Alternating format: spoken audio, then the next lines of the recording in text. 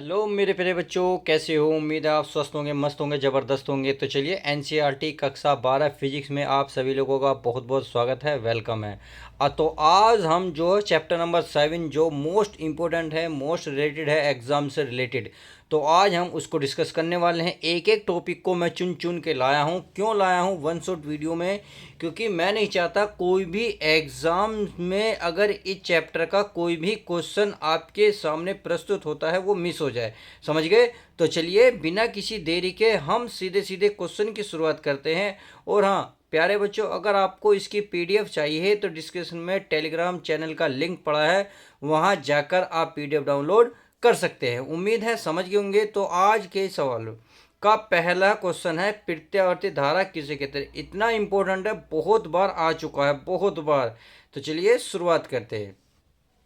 यह है वह धारा जिसका परिमाण और दिशा समय के साथ आवर्ती रूप में परिवर्तित होते हैं, उसे प्रत्यावर्ती धारा कहते हैं। कहने का मतलब है वह धारा जिसका मतलब परिमाण और दिशा समय के साथ साथ आवर्ती रूप में, यानी कि जिस प्रकार से ग्राफ बना हुआ है उस रूप में परिवर्तित होता है, तो उसे प्रत्यावर्ती धारा कहते हैं। समझ गए? ये होता है प्रत्यावर्ती धारा। आई बराबर आई जीरो साइन ओमेगा टी। आई होता है अधिकतम विद्युत धारा। प्रत्यावर्ती वोल्टेज को दिखाएंगे we zero sine omega T. ये इसका क्या है? ग्राफ है। ये हमारा एक्स अक्ष है, सॉरी वाई एक्स है, ये एक्स अक्ष है। ये ग्राफ पहले पॉजिटिव जाता है, फिर नेगेटिव, फिर पॉजिटिव, फिर नेगेटिव, इस प्रकार से चलता रहता है। और एक ये वक्र बनाता है पूरा कंप्लीट होकर इस तरीके से। क्लियर है? चलिए उम्मीद है समझ गए होंगे। तो चलिए आगे देखते हैं। बहुत आसान चैप्टर है, बहुत इजी सवाल है। अब इसके देखिए न्यूमेरिकल भी इम्पोर्टेंट होते हैं जो आपको एग्ज़ाम में देखने को मिलते हैं। अगर आप कहेंगे कमेंट्स में इसके न्यूमेरिकल कहते हैं तो मैं न्यूमेरिकल भी ला के आपको दे दूंगा। तो चलिए फाइनली पहले आप क्या करते हैं, इसकी डेफिनेशन को तैयार करते हैं जो जो इसमें आता है। तो इसमें दूसरी परिभाषा है आपके सामने, प्रत्यावर्ती वोल्टता तथा धारा से संबंधित कोई परिभाषा है। यानी कि प्रत्यावर्ती वोल्टता तथा धारा से संबंधित हमारे पास कुछ परिभाषा है, उनको हम डिस्कस कर लेते हैं। ये हमारे एक एक दो दो नंबर में देखने को मिल जाता है। जैसे कि पहला है शिखर मान। क्या है? शिखर मान। ये कह रहा है प्रत्यावर्ती धारा या वोल्टता के अधिकतम मान को शिखर मान कहते हैं। बहुत सिंपल लैंग्वेज में मैंने लैंग्वेज लिखी है, बहुत ही साधारण तरीके से, ताकि कमज़ोर से कमज़ोर बच्चा भी इसको डिस्कस कर ले। तो हमारा टारगेट देखिए 2025 ही है। एग्ज़ाम में हमें 100 टू 100 फोड़ के आने हैं, उसकी मैं पूरी प्रिपेयर तैयारी करा रहा हूँ। तो चलिए अब नेक्स्ट है आपके सामने आवर्तकाल। क्या है? आवर्तकाल। ये कह रहा है प्रत्यावर्ती धारा या वोल्टता के एक चक्र पूरा होने में जितना समय लगता है उसे आवर्तकाल कहते हैं। इसे कैपिटल टी से प्रदर्शित करते हैं। और जो कैपिटल टी बराबर होता है माय डियर स्टूडेंट, ये होता है 2 पाई/ओमेगा। क्या होता है? 2 पाई/ओमेगा। उम्मीद है ये दोनों क्वेश्चन आप बहुत अच्छे से समझ गए होंगे। बहुत इजी लैंग्वेज मैंने समझाने की कोशिश की है। चलिए अब आगे देखते हैं। तो आगे है देखिए आवर्ती। देखिए इस चैप्टर में जितने भी इंपॉर्टेंट क्वेश्चन है ए टू जेड निकाल के लाया हूँ। बस आप क्या करना, वीडियो को शुरू से लास्ट तक देखेंगे तो मैं गारंटी दे रहा हूँ इसमें आने वाला हर एक क्वेश्चन आपकी जुबान पर होगा, आपके पेपर में होगा। और आपके पेपर में होगा तो नंबर भी आपको 1 नंबर का देकर जाएगा। यानी कि इस पेपर में से चाहे 1 नंबर का है, 2 नंबर का है, 4 नंबर, 5 नंबर, 6 नंबर, कितने नंबर का भी आएगा, आप 100% अपना दे के आएंगे। तो चलिए पढ़ते हैं आवर्ती। अगर आप प्रत्यावर्ती धारा या वोल्टता 1 सेकंड में जितने चक्कर पूर्ण करती है उसे आवर्ती कहते हैं। इसे स्मॉल एफ से प्रदर्शित करते हैं। आवर्ती समझ में आ गई? यानी कि धारा या वोल्टता 1 सेकंड में अगर अपना पूर्ण चक्कर कर लेती है तो उसे ही आवर्ती कहते हैं। इसे स्मॉल एफ से प्रदर्शित करते हैं। तो स्मॉल एफ बराबर होता है 1/t। और अभी हमने टी बराबर पढ़ा था 2 पाई/ओमेगा। जब टी की वैल्यू रखोगे तो ये बन जाएगा ओमेगा/2 पाई। समझ में आ गई? कैसे? मैं आपको बता देता हूँ। 1/टी की वैल्यू आई थी पीछे अभी 2 पाई/ओमेगा, तो ये ओमेगा कहाँ जाएगा? ऊपर, तो ये बच जाएगा ओमेगा, ये बच जाएगा 2 पाई। और यही मैंने यहाँ लिखा है। समझ में आ गई? चलिए अब पढ़ते हैं कला। कला में साइन के कोणांक को कला कहते हैं। यानी कि साइन की जो गुणांक में होगा उसे कला कहते हैं। जैसे आई बराबर आई जीरो साइन ओमेगा टी। तो ये जो आपको ओमेगा टी दिख रहा है ये साइन की क्या है? कोणांक में है। इसे ही कहेंगे हम प्यारे बच्चों कला।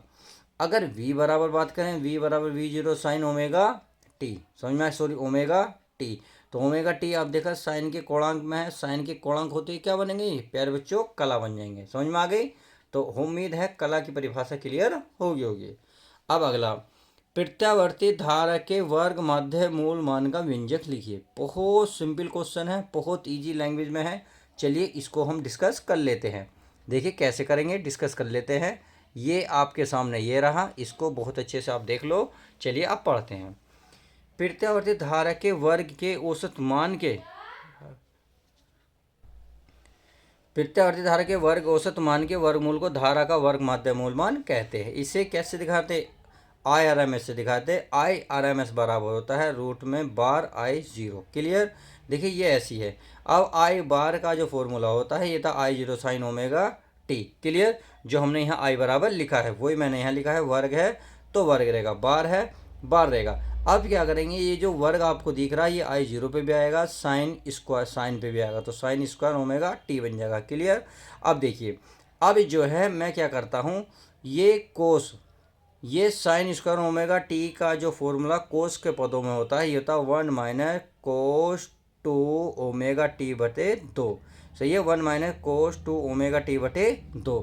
साइन स्क्वायर ओमेगा टी की वैल्यू बताई, आई जीरो का स्क्वायर ऐसे चल रहा। एक चक्र के लिए ध्यान रखना कोस 2 ओमेगा टी बराबर क्या होता है जीरो, यानी कि एक पूर्ण चक्कर के लिए कोस 2 ओमेगा टी बराबर जीरो।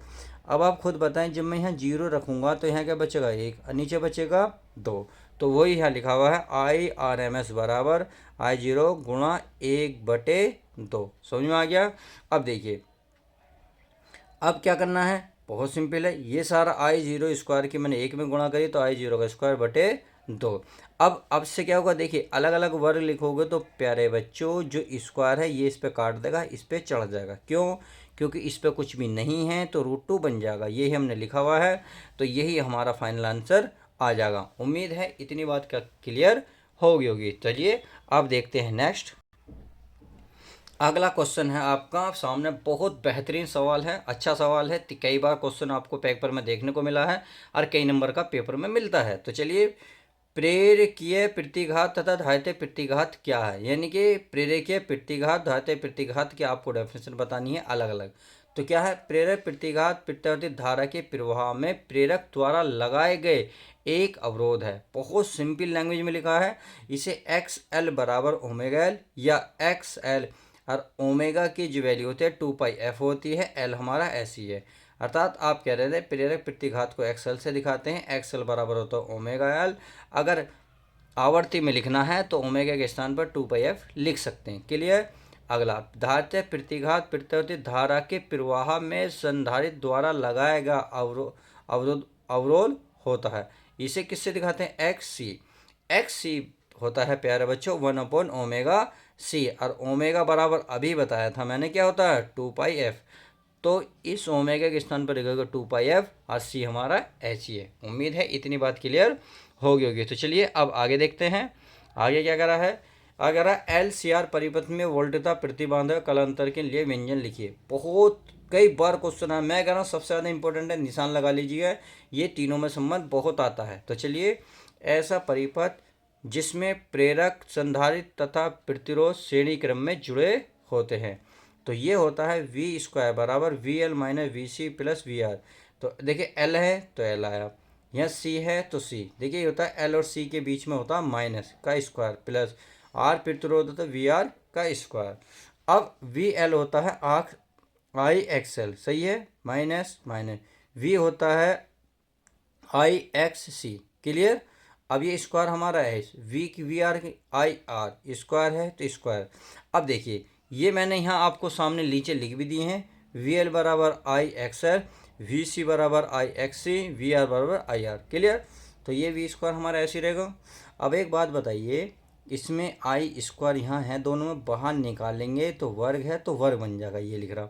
बाकी एक्स एल माइनस एक्स सी हमारा ऐसी है, घात 2 है तो 2 प्लस ये देखिए वर्ग आई पे भी आएगा आर पे भी आएगा, लिख दिया। तो चलिए अब इस वर्ग को प्यारे बच्चों अगर मैं इधर चढ़ाऊंगा तो ऐसे चढ़ेगा, ये चढ़ गया। क्लियर। अब देखिए आई स्क्वायर हमारा यहाँ भी है यहाँ भी है, इसको क्या करा मैंने, बाहर निकाले बड़े कोष्ठक लगाने के बाद। तो जो हमारा बचा XL minus XC plus R square, क्योंकि ये मैंने कॉमन ले लिया है। अब क्या होगा, ये जो है प्यारे बच्चों इस वर्गमूल से बाहर निकालोगे तो क्या निकल आएगा, आई। देखिए मैंने लिख रखा है आई स्क्वायर, आई स्क्वायर से रूट कटेगा, क्या आएगा, आई। और गुणा की चीज़ फिर भाग में पहुंचेगा अर्थात V बटे आई। तो ये वाली चीज़ मैंने यहाँ लिख दी है और बाकी सारा ऐसे ही लिखा हुआ है।